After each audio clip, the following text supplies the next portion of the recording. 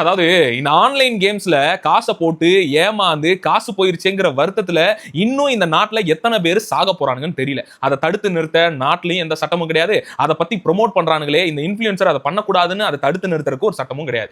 இஷ்டம் இன்னைக்கு போய்கிட்டு இருக்கு. இந்த ரீசன்ட் டைம்ல இந்த ராஜா கேம்ஸ்னு ஒண்ணு, ஆக்சுவலி ஒரு பக்கம் நம்ம டெக் பாஸ், டெக் பொட்டேட்டோ, அப்புறம் வந்துட்டு டெக் சூப்பர் ஸ்டார் என்னென்னமோ நம்ம பேசுறோம். ஆடுன்னு போடல, அது போடல, இது போடல, ஓகே. ஆனா இந்த பக்கம் நல்லா கவனிச்சிங்களா, அவங்க டார்கெட் பண்ற இன்ஃபுளுசர்ஸே யாருன்னு பாத்தீங்கன்னா BCDன்னு அதிக ஃபாலோவர்ஸ் வச்சிருக்கக்கூடிய ஆட்கள். எடுத்தோடனே காசை போட்டுட்டு 10,000 20,000 இன்ஸ்டன்டா ஏமாறக்கூடிய ஆட்கள், அதை பத்தின பெரிய ஐடியா இல்லாத ஆட்களா யாரெல்லாம் ஃபாலோவர்ஸ் வச்சிருக்காங்களோ அவங்கள எல்லாம் சூஸ் பண்ணி இந்த ப்ரொமோஷன்ஸ் பண்ணிக்கிட்டே இருக்காங்க.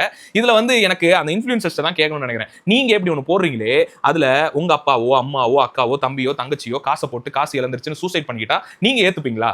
இது எவ்வளவு பெரிய தப்புன்னு உங்களுக்கே தெரியல. இல்ல இப்படி ஒரு விஷயத்த பண்ணக்கூடாதுன்ற ஒரு சிஸ்டமும் இங்க ரூல்ஸும் இல்ல. அதான் மிகப்பெரிய தப்பு. இதை பத்தி பேசவும் ஆள் இல்ல. தயவு செஞ்சு சொல்றேன், இது ஆன்லைன் கேம்ஸ்னா கூட சொல்ல மாட்டேன். ஆன்லைன்ல சூதாடி ஜெயிக்கலான்னு சொல்லி ஆசை காட்டி ஏமாத்தக்கூடிய கேம்ஸை தயவு செஞ்சு விளையாடாதீங்கடா. விளையாண்டுட்டு காசு போச்சுன்னு சாவாதீங்கடா. அப்படி உங்களுக்குன்னு ஒரு குடும்பம் இருக்குன்னா அந்த கர்மத்தை பண்ணாதீங்க. குடும்பம் இல்லைன்னா என்ன தேவை பண்ணுங்க. உங்களை இழந்து விட்டு குடும்பம் உட்காந்து கதறிட்டு இருக்கு. என்னத்த சொல்றதுன்னு தெரியல.